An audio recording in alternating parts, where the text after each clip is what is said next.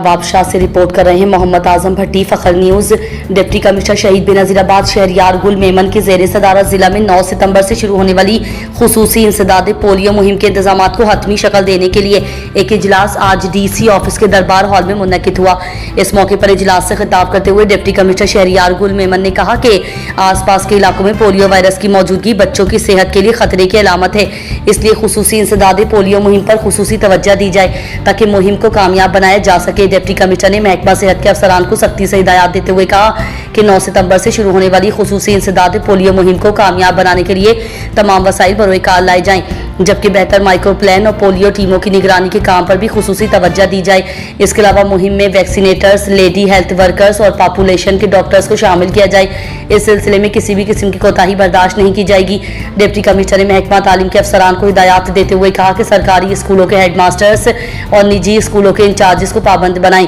कि वो मुहिम के दौरान पोलियो टीमों से ताउन करते हुए बच्चों को पोलियो से बचाव के जरूर कतरे पिलाएं,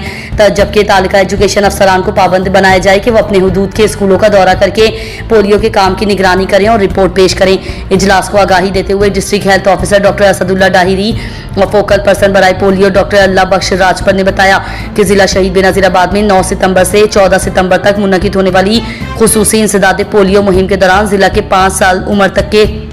4,20,756 बच्चों को पोलियो से बचाव के कतरे पिलाए जाएं।